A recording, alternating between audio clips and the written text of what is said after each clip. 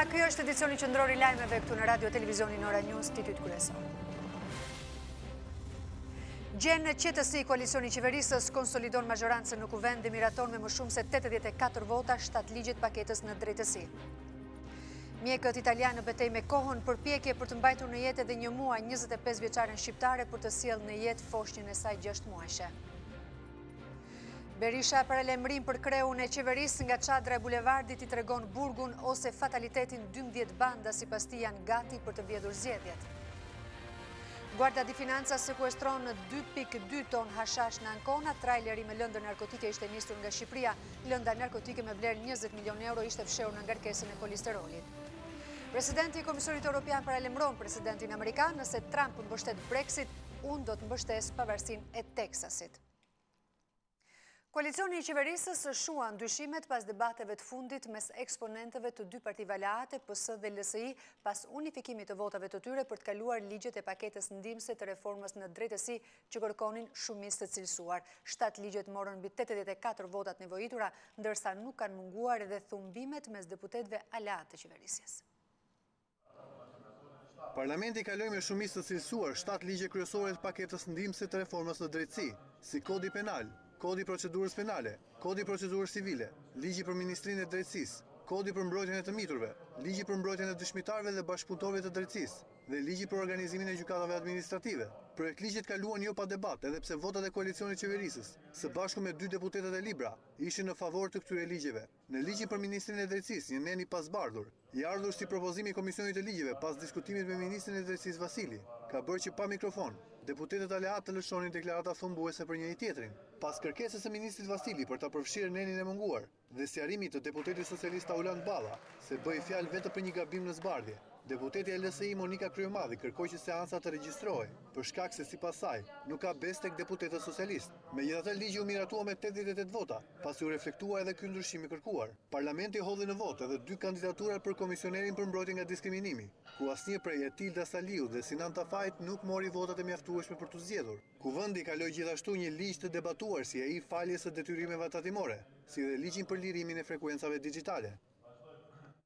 Kryetari I Partisë të Libra Ben Blushi në seancën parlamentare ironizoi kryeministrin Edi Rama për dekoratën, duke theksuar se nga legjon deri në Francë, sot ai është kthyer në legjon I turpit dhe krimit. Me kryetarin e Librës replikuan një pjesë e mirë e ministrave të qeverisë, ndërsa Mimi Kodheli tha se mlethi dhe lakmia për postet e kolegëve nuk e lejon Blushin të jetë politikan serioz.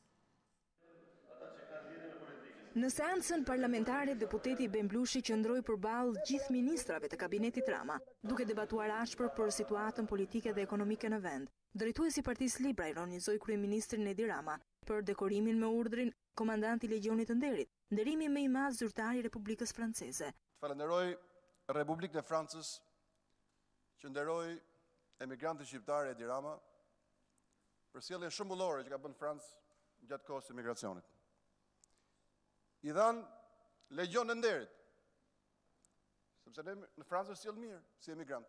Edhe fakt unë e di. Nga Legioni I Nderit në Francë me Ismail Kalaren, Legion e Turpit në Shqipëri si kryeministër me Mark Frogun e me Elvis Roshin, edhe me Vanjush Dagon. Edhe pse kryeministri Rama ishte në sallë, Blushit ju përgjigj ministri I jashtëm Ditmir Bushati. Nuk e kemi luksin në këtë parlament I dashur Ben që të tregohemi cinik apo hysmeqar të pendës, si që thoshte Gonica shpesh, as me Republikën e Francës, as me presidentin e Francës, as me kryeministrin e Francës, dhe as me kryeministrin e Shqipërisë në fakt, kur përfaqëson Shqipërinë dhe shqiptarët. Do mashmën, zotri, se kur filloi konflikti në Ukrainë para një 3 vjetësh, ti thoshe Ukrainë. E di pse? Se mendojnë që Ukraina, fjala Ukrainë vjen nga fjala krahin. Për ministrën e mbrojtjes Mimi Kodheli, Blushi është si Sali Berisha, ndërsa sipas saj, mlefi nuk e lejon atë që të jetë një politikan serioz. Kam menduar që do të vit dita që bëhesh një politikan serioz, po më duket se nuk do të bëhesh dot. As dalësh mbi mesataren. Që të bëhesh udhëheqës, duhet të kesh 2 gjëra në gjykimin tim. E para të kesh ndjekës, e dyta të kesh shok. Ti nuk ke shok, gjithë e dim që s'ke. Nuk ke, as edhe një. Ministri e Mbrojtjes që merr shokët e mi. Unë kam shumë shok mim. Por ama shokët e mi kanë një të mirë. E çot mirë kanë, nuk vjedhin. Unë nuk kam shok që vjedhin. Nuk kam shok që vjedhin, ti ke. Kryetari Libras debatoi edhe me ministrin e Financave Arben Ahmetaj për ligjin e fshirjes së detyrimeve tatimore, duke cilësuar korruptiv dhe që favorizon bizneset e mëdha. Bizneset vogla me qindra në Shqipëri, me mira, që mund të ketë borxhe negativeve. Ky ligj nuk ja ushuan atyre. Ka ardhur pra një amnisti për të pasurit në Shqipëri. Ministri Ahmetaj tha se amnistia i vjen në ndihmë biznesit, ndërsa hodhi poshtë pretendimin se përfitues janë vetëm ndërmarrjet e mëdha. Kur falin fermerët që kanë gjoba për shkak të tregtimit të duanit në rrugë. Çfarë janë këta? Këta janë të pasur. Kur falim 100.000 qytetarë, detyrimet për 100.000 qytetarë që kanë makina të regjistruara apo që si kanë përdor, çfarë janë? Janë të pasur këta. E di ti që këtu kemi vënë taks super për makinat e luksit, apo e haron këtë, se s'do ta kujtosh. E kupton që për këta që janë në nevojë sot ju heqim një taks, një detyrim. Pse e mohon këtë? Po, unë vim palestër ku vim me ju. Po kush vlera për publiku, se për mua e thash. Këtu vjen del gjithë qeveria, më kërkon llogari mua. A keni parë ju qeverisë kjo në Evropë? Fjala e Blushit mbylli debatet, pasi kryeministri Edi Rama urdhëroi ministrat për të mos i vijuar më tej replikat. Partia Socialiste pranon publikisht përplasjet me Lëvizjen Socialiste për Integrim apo sjellje tendencioze të kësaj të fundit në publik. Kryetari i Partisë Socialiste për Tiranën, Sajmir Tahiri, nëpërmjet një statusi në Facebook deklaron se përtet e gjitha debateve apo sjelljeve tendencioze në publik, LSI nuk e ka shkelur marrëveshjen me 1 milion votuesit, por Tahiri shprehet se si udhëheqës politik i Partisë Socialiste për qarkun e Tiranës nuk mund të mos reagojë ndaj deklaratave të fundit të LSI-s lidhur me zgjedhjet në Kavaj, duke i cilësuar prononcime destruktive që nuk ndihmojnë askënd. Sipas LSI-s, ne duhet të anulojmë zgjedhjet në Kavaj me që nuk bëhen në Çadër, duhet të deklarojmë edhe ne, Partia Socialiste, mos pjesëmarrjen me që edhe LSI mendoka si Partia Demokratike, shtron pyetjen Tahiri. Mëtej, ai sugjeron që Lëvizja Socialiste për Integrim më mirë të thotë se nuk dëshiron të merret me fushatën e Kavajës dhe kjo mund të jetë e mirë kuptueshme, por sipas tij kështu nuk shkon, sepse jo vetëm nuk vriten dy zogj me një gur në këtë rast, por po sulmohet Partia Socialiste duke i shkelur syrin Partisë Demokratike. Tahiri thotë se Partia Socialiste u mësua me këtë standard të çuditshëm ku një partner në koalicion punon si qeveri dhe polemizon si opozit.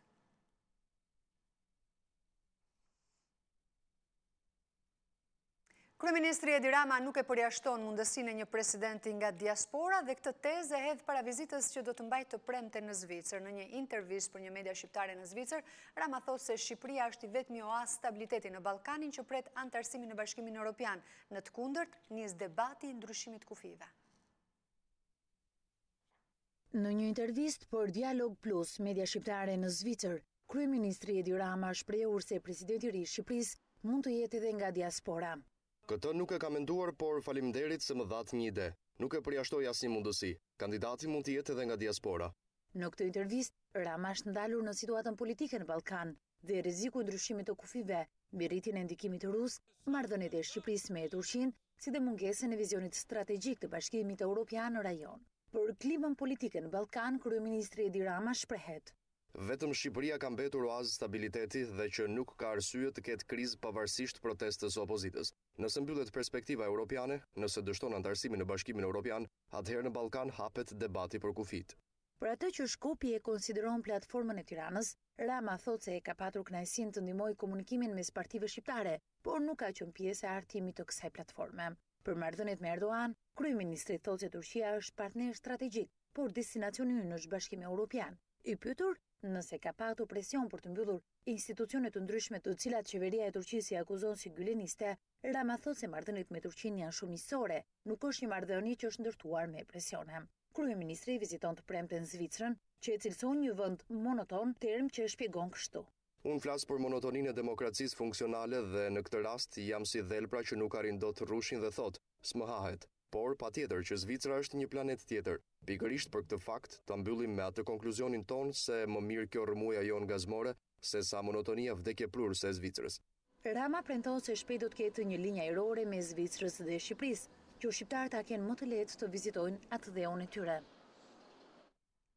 Në ditën e 41 të protestës së opozitës nga ish-kryeministri Sali Berisha ka ardhur një tjetër paralajmërim për kreun e qeverisë Edi Rama. Sipas Berishës, për Ramën ka vetëm 2 alternativa, burgu ose fataliteti dhe akt akuza. Sipas tij janë kriminalizimi i parlamentit dhe kanabizimi i vendit. Duke risjellë në vëmendje raportin OSBE Odirit për vjedhjen e votës në zgjedhjet e 2015-s, Berisha tha se sot në 12 qarqe të vendit bandat po përgatiten të vjedhin zgjedhjet e 18 qershorit, ndërsa qeveria po i bën presion edhe administratës. 2 alternativa e presin kryeministrin Rama sipas opozitës, burgu ose fataliteti. Paralajmërimi ka ardhur nga ish-kryeministri Sali Berisha nga Çadra e Lirisë në ditën e 41 të protestës. Fundi yt është ose burgu ose fataliteti. Rrugë tjetër nuk ke. Poshtrimin që ti ke bërë Shqipërisë dhe shqiptarëve, dhunimin që ti u bërë zgjedhjeve të 2015-s, kriminalët që ti sollën pushtet, janë të gjitha akt akuza e këtij populli ndaj teje. Duke cilësuar Ramën si Escobar të drogës, Berisha e akuzoi kryeministrin si të përfshirë në trafikun e kanabisit dhe së bashku me trafikantët e shpërndarë në 12 qarqe, kërkon të vjedhë zgjedhjet e 18 qershorit. Ku janë 1 ton kanabis sot? Që të gjitha në magazinat e policisë, në magazinat e ushtrisë, që të gjitha rezervat shtetërore. Pra, kemi të bëjmë këtu me një regjim që trafikon drogë çdo natë, a nuk thanë në 2015-ën përfaqësues të Odirit dhe të OSBE-s se në këto zgjedhje votën e diktoi krimi, në qoftë se në 2015-ën ishin 2 banda, sot janë 12 banda, sot të gjitha qarqet dominohen nga bandat. Po pse me këta do ne marrish votën ti? Ish-kryeministri akuzoi Ramën edhe për përdorimin e administratës publike duke bërë presion ndaj saj. Punojësit të administratës shtetërore, policisë, gardës, ushtrisë, u janë dorëzuar formularët e patronazhistit. Po i paralajmërojmë këtu se në mënyrë absolute nga i pari tek i fundit, po zbatuat formularin, do të qerohi njëre mirë nga administratë e shtetit. Por për këtë, Ministra e Inovacionit Milena Harito e pyetur nga Ora News, ka një përgjigje ironike. Kryeministri digital quhet ai. Nga Çadra e Lirisë folën më herët kreu i grupit parlamentar Edi Paloka dhe deputetët Arben Ristani dhe Flamur Noka, të cilët deklaruan se opozita nuk do të tërhiqet nga qëndrimi i saj, zgjedhjet e lira të ndeshme me qeveri teknike. Kryetari i Partisë Demokratike Lulzim Basha vijon takimet me lider të forcave politike europiane në samitin e partive popullore në Maltë. Sipas njoftimit të zyres së shtypit Partisë Demokratike, Basha ka marrë mbështetjen e plotë europiane për betejën për zgjedhjet e lira e të ndershme. Kryetari i Partisë Demokratike Lulzim Basha vijon takimet në Kongresin e Partive Popullore Europiane në Maltë në udhëheqës të partive si motra dhe drejtues të institucioneve europiane, ku sipas njoftimit të Selisë Blu, ai ka marrë mbështetje për betejën për zgjedhjet e lira. Gjatë këtyre takimeve, Basha ka parashtruar kërcënimin real që sipas tij po përballen zgjedhjet në Shqipëri prej krimit, drogës dhe parave të pista. Basha është takuar me presidentin e Partive Popullore Europiane, Joseph Daul, dhe me sekretarin e përgjithshëm Antonio Lopez Isturiz, ndërsa me ministrin e jashtëm austriak Sebastian Kurz, Basha ka vënë duke rëndësinë themelore që kanë zgjedhjet e lira për të ardhmen europiane të Shqipërisë, ku ka theksuar se betejë për këtë çështje nuk do të ketë kthim pas. Kryetari i opozitës është takuar edhe me komisionerin evropian për sigurinë Dimitri Avramopoulos, me të cilin ndan shqetësimin e thellë për krimin organizuar, drogën dhe trafiqet, ndërsa ka marrë garancinë për mbështetjen e plotë dhe institucionale në luftën ndaj krimit në vend. Kreu i Senatit italian, Pier Ferdinando Casini, e ka siguruar Bashën se do të ketë përkrahjen e tij për kauzën e votës së lirë, ndërsa ka vlerësuar si të drejtë propozimin e opozitës shqiptare për dalje nga kriza. Basha u takua edhe me kreun e opozitës greke, Kyriakos Mitsotakis. Në takimin me zotin Basha, kryeopozitari grek u shpreh se çmon dhe mbështet betejën që opozita shqiptare po bën për të siguruar zgjedhje të lira të ndershme, ndërsa në takimin me presidentin e Këshillit të Evropës, Pedro Agramunt, Mbasha ka theksuar se Shqipëria nuk duhet lënë të bjerë në greminën e krimit organizuar që ka kapur shtetin dhe të kartelave të drogës me lidhje qeveritare që kanë planifikuar mbajtjen e pushtetit duke asgjësuar votën. Kryetari i opozitës Basha u takua edhe me kryeministrin kroat Andrej Plenković, me fituesin e zgjedhjeve në Bullgari Borisov, me kreun e Kristian-Demokratëve holandez Simbran Buma, me kreun e Komisionit të Jashtëm në Parlamentin Evropian David McAllister, me krerët e partive si Motra të Suedis dhe Slovenis, Ministrin Federal të Bujqësisë në qeverinë gjermane, Christian Schmidt. Kryeministri Rama ka zgjedhur publikimin në rrjetet sociale të rezolutës së Partive Popullore Europiane për t'u kundërvënë opozitës duke nervizuar qëndrimin e PPE-s që inkurajon forcat politike të marrin pjesë në proceset demokratike të vendit. Gjithashtu në këtë rezolut, për të cilën Partia Demokratike nuk e dha votën e saj, i bëhet thirrje partive politike për të punuar mbi nevojën urgjente që ka vendi, siç është reforma në drejtësi. Pas miratimit të rezolutës së Partive Popullore Europiane, për të cilën Partia Demokratike nuk e dha votën e saj, kryeministri Edi Rama zgjodhi publikimin e rezolutës në rrjetet sociale, si kundërpërgjigje ndaj liderit të opozitës Lulzim Basha. Në Facebook, kryeministri ka publikuar pjesën e rezolutës ku thuhet se Partitë Popullore Europiane inkurajojnë forcat politike të marrin pjesë në procese demokratike dhe institucionet e vendit të tyre, si dhe të fokusohen në reformat strukturore. Gjithashtu në pikat e nënvizuara në rezolut nga kryeministri Rama, thuhet se Partitë Popullore Europiane theksojnë nevojën urgjente në Ballkanin Perëndimor për të vazhduar reformën në drejtësi, ku në këtë pikë nënkuptohet Shqipëria, vendi vetëm i Ballkanit Perëndimor që po kalon fazën e zhvillimit të kësaj reforme. Ky qëndrim i kryeministrit vjen si një përgënjeshtrim ndaj opozitës, se partitë aleate të Partisë Demokratike janë pro bojkotit të zgjedhjeve apo bllokimit të reformës në drejtësi. Nëse garanton një zgjedhje të reja, në zgjedhim menjëherë kryetarin e kuvendit. Është ky kushti më i ri vendosur nga partia e ish-kryeministrit të Maqedonisë Nikola Gruevski. VMRO DPMNE mendon se platforma shqiptare duhet votohet edhe nga populli. Por LSDM nuk ka besim se pas zgjedhjeve të reja, presidenti Ivanov do të lejojë krijimin e qeverisë së re. Partia e ish-kryeministrit të Maqedonisë Nikola Gruevski ka kushtëzuar zhbllokimin e zgjedhjes së kryetarit të ri të parlamentit. VMRO DPMNE thotë se do t'i hap rrugë votimit vetëm nëse kryetari i ri garanton shpalljen e zgjedhjeve të parakohshme parlamentare.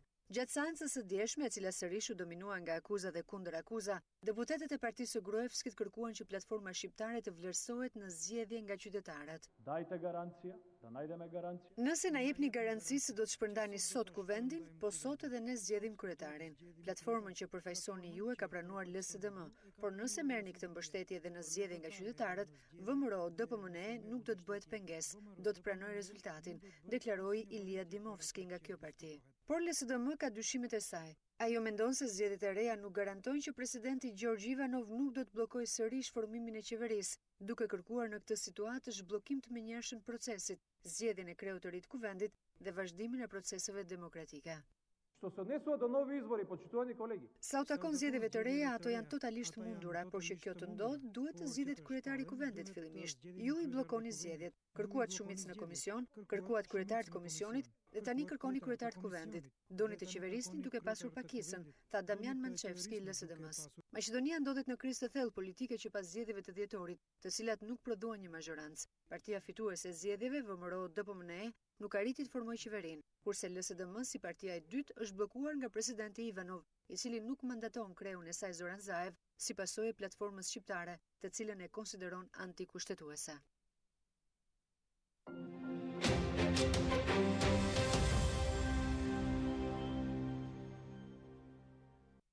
Një grup mjekësh në spitalin e Ankonas janë duke luftuar tashmë jo për të mbajtur në jetë një 25 vjeçare shqiptare, por për bërë të mundur që fëmia e saj në muajin e 6 të shtatzanis të mund të jetojë në trupin e nënës edhe një muaj, në mënyrë që të mbijetojë pas një operacioni cezarian.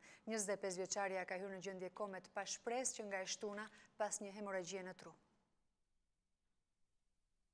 Historia e një 25 vjeçare shqiptare e cila ndodhet në gjendje kome që nga data 25 mars, por njëkohësisht edhe 7 zënë në muajin e 6, po mban në shpresë jo vetëm mjekët, por edhe opinionin publik. Mjekët tashmë janë duke luftuar të paktën për të shpëtuar jetën e foshnjës në muajin e 6, edhe pse nëna e tij nuk është më koshiente që nga momenti që mjekët e futën atë në sallën e operacionit pas një hemoragjie cerebrale që kishte pësuar. E reja ka shkuar në spital ditën e premte në kushte të dëshpëruara, ndërsa kishte pësuar një hemoragji në tru gjatë qëndrimit në banesë me familjarët e saj. Tani pas ndërhyrjes së vështirë, reja ka vetëm pak mundësi se mund të zgjohet nga koma, pasi ka nisur të jap shenja të vogla në kontakt me dritën, por për fat të keq goditja e pësuar në tru është fatale. Duke që në muajin e 6 të shtatë zënis, 25 vjeçareja shqiptare po mbahet në jetë me anë të makinave klinike në reanimacion, që të paktën t'i sigurojnë fetusit jetë, derisa të vi momenti e të bëjnë ndërhyrjen cezariane. Një grup mjekësh, neurokirurg, anestezist, ginekolog dhe pediatër janë duke survejuar atë 24 orë në 24,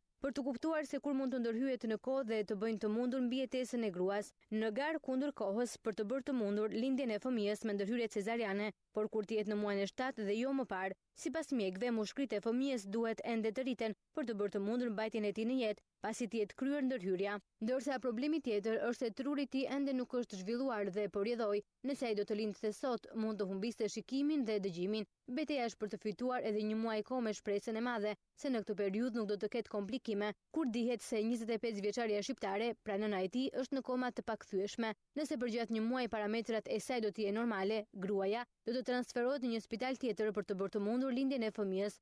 Nuk dihet identiteti i tërës që jeton me familjen e saj në Ancona dhe që është duke luftuar tashmë jo për jetën e saj, por për jetën e fëmijës. Rjeti i fuqizimit të gruas në Shqipëri organizoi një ekspozit fotografish dhe solli dëshmi grash dhe vajzash, jetat e cilave kanë ndryshuar nga vështirësitë e kaluara. Në aktivitet mori pjesë edhe ambasadori i Shteteve të Bashkuara të Amerikës Donald Lu, i cili solli shembullin e një vajze indiane e përdhunuar dhe rrahur për vdekje që simbolizon rezistencën dhe luftën kundër diskriminimit dhe paragjykimeve. Sipas Donald Lu, një grua e fuqishme është një shenjë e mirë edhe për burrat. Roli i gruas është thelbësor në shoqëri dhe një grua e fortë nuk është mirë vetëm për gratë, por edhe për burrat dhe djemtë. Kështu u shpreh ambasadori amerikan Donald Lu, i cili për të treguar rezistencën kundër diskriminimit, zgjodhi rastin e një vajze indiane që u përdhunua në grup dhe u rrah për vdekje. Fuqizimi i grave dhe vajzave nuk është një synim vetëm për gratë, është synim shumë të rëndësishëm edhe për baballar, vëllezër dhe për djemtë. Më 16 vjetor 2012, 6 burra në një autobus në New Delhi përdhunuan në grup njërbajnë. Një vajzë 23 vjeçare, ata jo vetëm që e përdhunuan, por e rrahen për vdekje. Pak pas vdekjes së saj, më shumë se 100.000 protestues të vjetër dhe të rinj, burra dhe gra, u mblodhen para zyrës së kryeministrit për të kërkuar drejtësi. Është thelbësore që ne të gjithë burra dhe gra të dalim në mbrojtje të fuqizimit të grave dhe të vajzave dhe të kundërshtojmë dhunën, diskriminimin dhe paditurinë. Aktiviteti u organizua nga rjeti i fuqizimit të gruas në Shqipëri, ku u sollën shembuj të gjallë të grave dhe vajzave të cilat kishin lënë pas vështirësinë dhe paragjykimet për të nisur një jetë të re, të ndryshme nga e shkuara e tyre. Rreth 100 qytetarë u kthyen nga pala malazeze në pikën kufitare të Moriqanit pasi nuk kishin garanci në euro. Qytetarët banor të fshatrave pranë kufirit janë punonjës sezonal malinezi, kryesisht në sektorin e ndërtimit. Ata paguhen mesatarisht nga 400 deri në 550 euro në muaj. Rreth 100 shtetas shqiptar, kryesisht punonjës sezonal të sektorit të ndërtimit në Maltëzi, janë kthyer nga Policia e Kufirit dhe Migracionit e shtetit fqinj. Punëtorët si çdo ditë janë drejtuar doganës, por policia malazeze u ka kërkuar të gjithëve përveç kontratës së punës, edhe një shumë të hollash që varion nga 50 deri në 150 euro, si garanci kalimi, të gjendur të papërgatitur. Shtetasit shqiptar u kanë telefonuar të afërmve për t'u sjellë shumën e parave, si edhe raportuan në dogan se cili ishte destinacioni i tyre i punës, dhe më pas janë lejuar të kalojnë. Jashtëkamer një fakt të tillë pranojnë edhe drejtuesit e Policisë Kufitare të Shqipërisë, ndërsa nga pala malazeze nuk japin asnjë koment. Nga pala shqiptare e doganës thuhet se ky veprim më herët nuk ka ekzistuar, por prej disa ditësh, kolegët e Malit të Zi kanë vendosur që punonjësve t'u kërkohet garancia e parave për kalim, si edhe një leje pune. Shumica prej tyre nuk kanë një kontratë të rregullt, pasi punojnë me sezone në Mal të Zi, kryesisht në të zezë, por paratë që marrin në muaj variojnë nga 400 deri në 550 euro, çka I bie që për pjesën më të madhe të tyre të jenë të mjaftueshme për mbajtjen e familjes.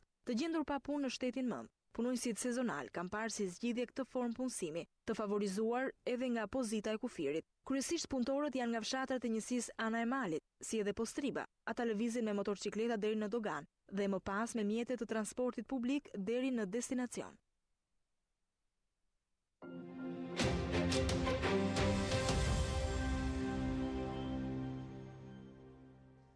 Strategjia kombëtare anti-kanabis ka mbledhur në Durrës përfaqësues të institucioneve që do të jenë pjesë e grupit kundër këtij fenomeni. Drejtori për rendin dhe policinë e shtetit Altin Qato paralajmëroi vënien para drejtësisë personave që nuk kryejnë detyrën. Një ditë pas miratimit nga qeveria të planit kombëtar antikanabis, drejtori i përgjithshëm për rendin dhe sigurinë publike, Altin Qato, zhvilloi një takim në Durrës me përfaqësues të policisë së qarkut. Qato paralajmëroi ndëshkime nëse aktorët e përfshirë në nismën antikanabis nuk do kryejnë detyrën që u është caktuar. Forcimin e luftës ndaj korrupsionit brenda radhave të policisë, intensifikimin dhe monitorimin ajror të gjithë territorit të vendit, përqendrimin e forcave dhe mjeteve policore në kontrollin më të plotë të territorit në funksion të identifikimit dhe parandalimit të kultivimit. Drejtori i policisë së qarku Durrës, Perlat Çullhaj, pranoi se pikat më të nxehta për kultivimin e kanabisit mbeten Kruja dhe zona e Ishmit, ndërsa për prokurorinë e Durrësit, problem mbetet trafiku përmes portit të Durrësit. Kanë dalë të rënë 118 grupe kontrolli, duke kontrolluar absolutisht të gjitha serat, një pjesë konsiderueshme magazinash, tunelesh dhe ambientet tjera. Në bazë të informacioneve që mbërrin në prokurori, nga ana autoriteteve italiane, porti i Durrësit dhe gjiri i Durrësit përgjithësi vijnë të jetë problematik për trafikimin e lëndave narkotike. Në takimin e zhvilluar në Durrës në kuadër të planit kombëtar ndaj kultivimit dhe trafikimit të kanabisit, morën pjesë kryetarët e bashkive, drejtues të njësive administrative në jurisdiksion të qarkut, të përfshirë në grupin ndërinstitucional kundër kanabisit. Një sasi prej 2.2 ton drogë, e cila dyshohet se vinte nga Shqipëria, është sekuestruar nga policia e Ankonas. Lënda narkotike, e cila ka vlerën e 20 milion eurove, është sekuestruar në bordin e një automjeti tip kamion që transportonte panele kartonxhesi. Policia doganore në bashkëpunim me policinë financiare të Ankonës kanë sekuestruar një sasi prej 2.2 ton marijuanë, e cila dyshohet se vinte nga Shqipëria me vlerë 20 milion euro. Lënda narkotike ishte sekuestruar në bordin e një automjeti tip kamion të transportonte panele kartonxhesi. Sekuestrimi I lëndës narkotike u bë I mundur fal sistemit të kontrollit të doganës, si dhe të repartit të qenëve nuhatës. Me akuzën për trafik ndërkombëtar droge, janë arrestuar 3 shtetas të huaj. Mediat italiane shkruajnë se operacioni u bë I mundur fal bashkëpunimit mes doganave dhe Guardia di Financës. Sasia e konsiderueshme e drogës është mbështjellë në një mënyrë perfekte me një material gipsi që vështirësonte zbulimin e saj. Policia italiane ka nisur hetimet për të zbuluar bashkëpunëtorët e tjerë të përfshirë në këtë trafik ndërkombëtar, si dhe dokumentimin e plotë të këtij aktiviteti kriminal. Nga fillimi I vitit 2017 deri më sot, në portin e Ankonës janë sekuestruar rreth 12 ton marijuanë. 2 ish zyrtar të kompanisë çeke Çez, Josef Hajçek dhe vartësin e tij Jan Ivan do të gjykohen nga gjykata shqiptare për veprën penale të mashtrimit me pasoja të rënda të kryer në bashkëpunim. Prokuroria ka përfunduar hetimet dhe ka dorëzuar dosjen në gjykatë. Sipas organit akuzës, dëmi I shkaktuar shtetit shqiptar është afërsisht 650 milion lekë. Prokuroria e Tiranës mbylli hetimet dhe dërgoi në gjykatë në akuzën e mashtrimit me pasoja të rënda të kryer në bashkëpunim. Ish drejtorin e Çez Josef Hajçek dhe vartësin e tij Jan Ivan. Ata akuzohen për veprën penale të mashtrimit me pasoja të rënda, të kryer në bashkëpunim së bashku me të pandehurin tjetër që ndodhet I arrestuar Kastrioti Ismailaj. Sipas prokurorisë, Hajçek me detyrë kryetari I bordit të drejtorëve dhe Ivan antari I bordit si dhe Ismailaj kishin krijuar një mekanizëm fiktiv për zogullimin e pasurisë së shoqërisë Çez Shpërndarje me qëllim kalimin e parave të saj te shoqëria Dia. Dëmi I shkaktuar shtetit shqiptar, thot prokuroria, është afërsisht 650 milion lek. Nga hetimit ka rezultuar se 2 të pandehurit kanë qenë në dieni të falsitetit dokumentacionit të paraqitur nga Kastrioti Ismailaj dhe me dashje kanë prodhuar dokumenta fiktive për punë dhe shërbime të cilat realisht nuk janë kryer nga shoqëria Dia. Por në akt akuzën e saj, prokuroria ka vërejtur se shoqëria Dia nuk ka kryer asnjë investim dhe po ashtu nuk kishte blerë asnjë mjet apo pajisje me qëllim kryerjen e shërbimit, që ishte marrë përsipër në bazë të kontratës së 1 shkurti 2011. Prokuroria e mbështet qëndrimin e saj mbi prova të tilla, sikurse janë paraqitja të dhënave të rreme gjatë nënshkrimit të kontratës, paraqitjen e një raporti fiktiv për identifikimin e debitorëve, në një kohë që shoqëria Dia nuk kishte kryer asnjë proces të tillë.